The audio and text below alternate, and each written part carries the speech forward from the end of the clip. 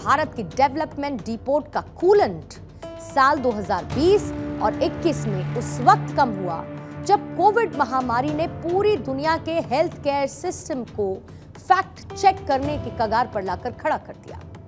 करोड़ों लोग इसकी जद में आए, लाखों लोगों की मौत हुई और इसी बीच दुनिया थम सी गई। हम थोड़ा सा रुक गए, लेकिन वहां से जब हम चले तो रेयर व्यू मिरर में हमने क्या देखा? हमने देखा कि कैसे हम महामारी में विक्टिम नहीं बल्कि विजेता बने। हमने खुद को संभाला, दूसरे देशों को भी संभाला। हमने पूरी दुनिया में दवाइयां भिजवाई। दुनिया में अब भारत के विश्वगुरु बनने की चर्चा होने लगी। दूसरे देश हमारे प्रधानमंत्री को बॉस मानने लगे तो कुछ आदर में पैर छूते हुए भी दिखाई दिए। हमारे लोगों ने एक कैरिज्मेटिक बाउंस बैक किया। हमारे युवाओं ने अपने स्टार्टअप्स को शुरू किया, अपना कंटेंट बनाना शुरू किया। डिजिटल दुनिया में भारत सबसे आगे इसी के साथ निकला। अब इस बाउंस बैक की कहानी को समझने के लिए कई उदाहरण, कई एग्जाम्पल हो सकते हैं, लेकिन जो एग्जाम्पल्स आज हमने चुने हैं वो है भारतीय सिनेमा। क्योंकि अक्सर ये कहा जाता है कि भारतीय सिनेमा समाज का आईना है, और ऐसे में सबसे पहले जिन्हें हम फ्लावर समझ रहे थे वो फायर निकले। मतलब साल 2020 और 2021 में 100 करोड़ की कमाई करने वाली टॉप 10 फिल्मों में से 6 फिल्में दक्षिण भारत की थीं। हिंदी फिल्मों के मुकाबले साउथ की फिल्मों ने 3 गुना ज्यादा कारोबार किया, और इन फिल्मों को अब तक जहां 5 राज्यों की 4,441 स्क्रीन पर रिलीज किया जाता था, अब ये फिल्में देश भर की 9,422 स्क्रीन पर रिलीज होने लगी हैं। मतलब एक तरफ साउथ सिनेमा की पावर देश भर में देखने को मिल रही है, तो वहीं हिंदी सिनेमा भी पीछे नहीं। कोविड काल के बाद हिंदी सिनेमा ने भी कुछ ऐसे बाउंस बैक किया जिसके बॉक्स ऑफिस रिकॉर्ड अपने आप में खास है। कोविड काल खत्म होने के बाद साल 2022 हिंदी सिनेमा के लिए बेहद निराशाजनक रहा। बात यहां तक पहुंच गई, कहा जाने लगा कि अब हिंदी सिनेमा खत्म हो रहा है।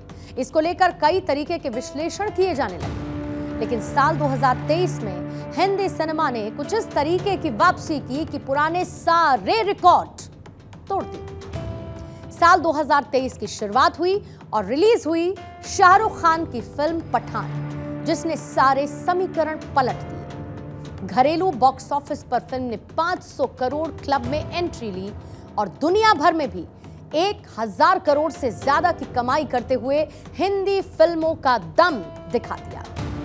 रिलीज हुई सनी देओल की फिल्म गदर 2, जिसने हर किसी को चौंकाते हुए 500 करोड़ क्लब में एंट्री की, तो उसके अगले ही महीने एसआरके की फिल्म जवान ने अपना ही रिकॉर्ड तोड़ते हुए 600 करोड़ के क्लब में एंट्री की। इस फिल्म ने भी दुनिया भर में 1000 करोड़ से ज्यादा की कमाई की है।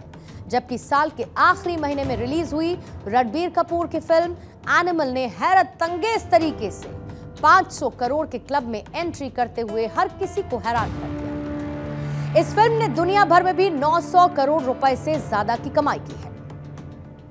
साल 2023 में बॉलीवुड की 4 फिल्मों में 500 करोड़ के क्लब में एंट्री करते हुए इस साल एक और फिल्म इस एलीट क्लब में जा पहुंची है, और इसे हिंदी सिनेमा की जोरदार वापसी भी कहा जाएगा, क्योंकि इस दौरान कई हिंदी फिल्मों ने दुनिया भर में 1000 करोड़ रुपए से ज्यादा की कमाई भी की।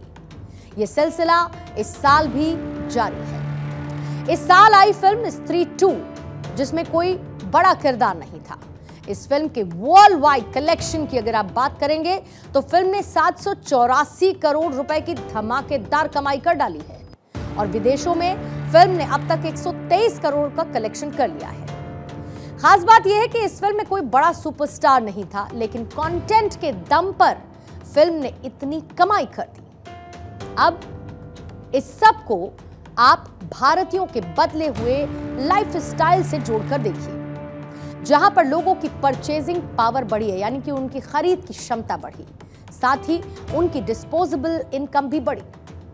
डिस्पोजेबल इनकम यानी कि टैक्स वगैरह सब कुछ हटाने के बाद आपके पास जो एक मुश्त पैसा बचता है वो। बुक माई शो के डेटा के मुताबिक 13.5 मिलियन लोगों ने एंटरटेनमेंट इवेंट्स में हिस्सा लिया। इंटरनेशनल इवेंट्स के लिए टिकट बुकिंग में 82% की तेजी दर्ज की गई। करीब 74% लोग आने वाली नई फिल्मों पर नजर रखते हैं और 3 दिन पहले ही एडवांस बुकिंग भी कर लेते हैं। वहीं 35% जेनजी जनरेशन के युवा फर्स्ट डे फर्स्ट शो देखना प्रेफर करते हैं। 19% लोग हफ्ते में 1 या 2 बार ऑनलाइन फूड ऐप से खाना ऑर्डर करते हैं और ये चलन युवाओं के बीच बहुत तेजी के साथ बढ़ रहा है। 11% लोग दिन में 1 बार ऑनलाइन फूड ऑर्डर करते हैं और 8% लोग दिन में कई बार ऑनलाइन खाना ऑर्डर करते हैं। अब इन पूरे आंकड़ों का सार यह है कि भारत का एंटरटेनमेंट एपेटाइट बढ़ रहा है।